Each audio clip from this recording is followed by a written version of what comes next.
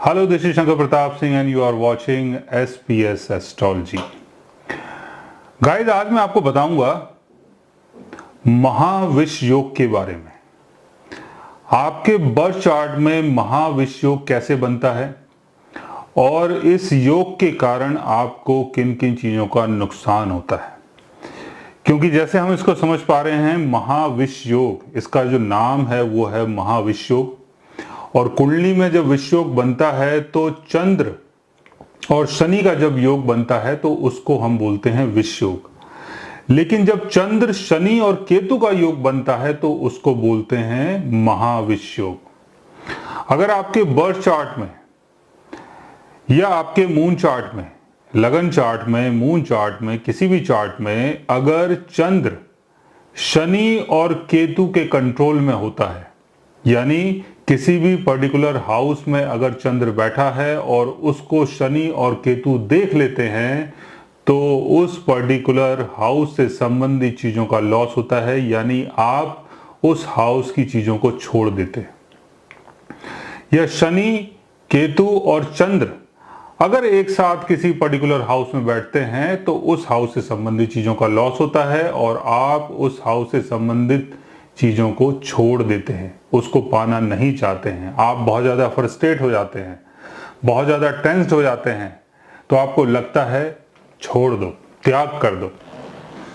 क्योंकि महाविश्व योग जो है वो कहीं ना कहीं आपके अंदर वैराग को पैदा करता है। आप एक वैरागी बन जाते हैं, आपका मन, आपका ध्यान उन चीजों से हटने लगता है जहां पर ये योग बनता है आपके बर्थ चार्ट में। अगर ये योग आपके फर्स्ट हाउस में बन रहा है, अगर आपके फर्स्ट हाउस में मून यहां पर प्लेस्ड है, शनि प्लेस्ड है, केतु प्लेस्ड है, तो आपके चार्ट में महाविश्व योग बन गया। यह सिर्फ मून है, शनि भी नहीं है, केतु भी नहीं है। मान लेते हैं कि शनि यहां पर है या शनि यहां पर है या शनि यहां पर है और शनि का एस्पेक्ट मून के ऊपर पड़ रहा है। यहां शनि होगा तो 10th एस्पेक्ट जो है मून के ऊपर पड़ेगा, यहां शनि होगा तो 7th एस्पेक्ट मून के ऊपर पड़ेगा और यहां शनि होगा तो 3rd एस्पेक्ट मून के ऊपर पड़ेगा। लेकिन इसके साथ साथ केतु का एस्पेक्ट भी मून के ऊपर होना चाहिए या केतु की प्लेसमेंट यहां पर होनी चाहिए मून के साथ। तो केतु अगर यहां पर है, यानी मून से 5th अवे अगर केतु है तो केतु का 9th एस्पेक्ट मून के ऊपर पड़ेगा। या मून से 9th अवे अगर केतु है, यहां पर अगर केतु है तो केतु का 5th एस्पेक्ट मून के ऊपर पड़ेगा। और अगर केतु यहां पर प्लेस्ड है तब भी आपकी कुंडली में महाविश्व योग बन जाता है। अगर ये योग आपके फर्स्ट हाउस में बन रहा है तो आप शरीर का सुख छोड़ देंगे। आप कभी रास्ते में गए होंगे और आपने कई बार देखा होगा, ऐसे लोगों को देखा होगा जिनका जो शरीर है वो उनका साथ छोड़ता जा रहा है। यानी ऐसे लोग जो अपने शरीर का ध्यान नहीं कर रहे हैं, उनके बाल जो हैं वो 5-5 इंच बढ़ चुके हैं, उनकी जो दाढ़ी है वो 6-6 इंच बढ़ चुकी है, शरीर के जो कपड़े हैं वो फट चुके हैं और एक गंदा सा कंबल ओढ़ा हुआ है और शरीर से बदबू आ रही है और चलते जा रहे हैं या कहीं पर नाली के किनारे पड़े हुए हैं। ऐसे लोगों को आपने देखा होगा। तो ऐसे लोगों की कुंडली में ऐसा ही योग बनता है। सेकंड हाउस में अगर ये योग बन जाता है तो आदमी खाना पीना छोड़ देता है, चेहरे की साफ सफाई छोड़ देता है, अपना कुटुंब और अपना परिवार छोड़ देता है, पैसे की सेविंग जो है वो भी छोड़ देता है।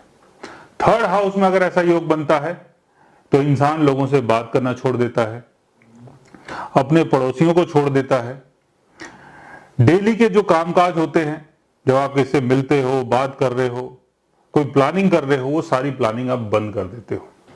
फोर्थ हाउस में अगर ऐसा योग बनता है तो आप मदर फादर को, अपने पेरेंट्स को छोड़ देते हो, पेरेंटल प्रॉपर्टी को छोड़ देते हो, अपने गांव को, अपनी जमीन को, जिस घर में आप रहे थे उस घर को भी आप छोड़ देते हो और निकल पड़ते हो वैराग की तरफ, एक अलग दुनिया की तरफ।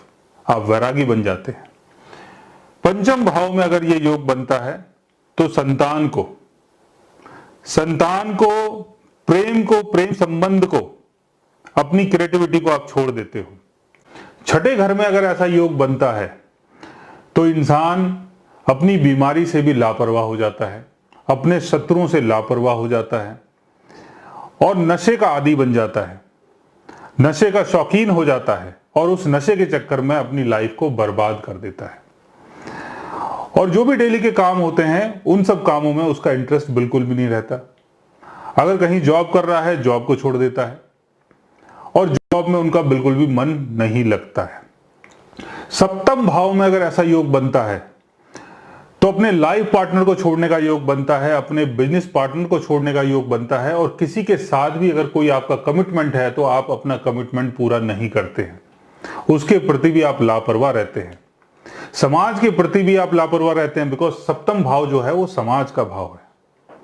अष्टम भाव में अगर ऐसा योग बनता है तो इंसान लाइफ पार्टनर से मिलने वाला जो गेन होता है उसको छोड़ देता है और अगर ऐसे इंसान की शादी होती है तो वो अपने पार्टनर के साथ रहना पसंद नहीं करता है, अपने ससुराल वालों से उसकी ज्यादा बनती नहीं है और उसको अपनी आयु का भय भी नहीं रहता है। ऐसे लोग कभी भी उल्टा सीधा गलत काम कर सकते हैं। नवम भाव में अगर ऐसा योग बनता है तो इंसान पढ़ाई लिखाई को छोड़ देता है, अपने गुरु को, अपने फादर को, अपने टीचर को, अपने धर्म को भी छोड़ देता है और वैरागी बन जाता है। किसी धर्म को नहीं अपनाता, सिर्फ वैराग को अपनाता है। दसम भाव में अगर ऐसा योग बनता है तो इंसान काम धंधा, अपनी पोजीशन, अपना कैरियर सब कुछ छोड़ देता है, पिता की संपत्ति तक को छोड़ देता है और ऐसे आदमी को बिल्कुल भी परवाह नहीं रहती कि लोग उसके बारे में क्या बोल रहे हैं, क्या सोच रहे हैं। 11वें घर में अगर ऐसा योग बनता है तो इनकम को, बड़े भाई को, अपने फ्रेंड लोगों को छोड़ देता है और लापरवाह हो जाता है और उसकी जितनी भी इच्छाएं होती हैं मन की वो सब खत्म हो जाती हैं। ऐसा इंसान कोई इच्छा नहीं रखता अपने मन के अंदर कि मुझे कुछ मिले। 12वें घर में अगर ऐसा योग बनता है तो इंसान मोक्ष को प्राप्त करता है। ऐसा इंसान जीवन में हर चीज को छोड़ देता है, भोग को भी छोड़ देता है और भोग विलास जो इंसान को इस संसार से जोड़ के रखते हैं उन सब चीजों से भी इंसान विरक्त हो जाता है। अगर आपके बर्थ चार्ट में भी अगर ऐसा योग बन रहा है तो आपको सावधानी की बहुत ज्यादा जरूरत है। अगर आप अपने जीवन की चीजों को छोड़ रहे हैं, जिस घर में ये योग बन रहा है अगर उस घर से संबंधित चीजों को छोड़ रहे हैं तो कहीं ना कहीं आप वैराग की तरफ बढ़ रहे हैं। लेकिन आपके परिवार में और भी लोग होंगे, हो सकता है आपके बच्चे हो, आपकी वाइफ हो, तो अगर ऐसा कोई योग अगर आपके बर्थ चार्ट में बन रहा है और आप उसको जानना चाहते हैं और आपके अंदर एक डिटैचमेंट लेवल बढ़ता जा रहा है, आपका मन नहीं करता लोगों से बात करने का, तो उसके लिए आप हमारे चैनल को सब्सक्राइब कर सकते हैं। और अगर आप हमसे बात करना चाहें, कंसल्ट करना चाहें, पर्सनली हमसे मिलना चाहें तो आप हमारी वेबसाइट के थ्रू हमें मेल कर सकते हैं, मैसेज कर सकते हैं और गाइज आप हमसे बात भी कर सकते हैं। So guys take care, love you all and good bye.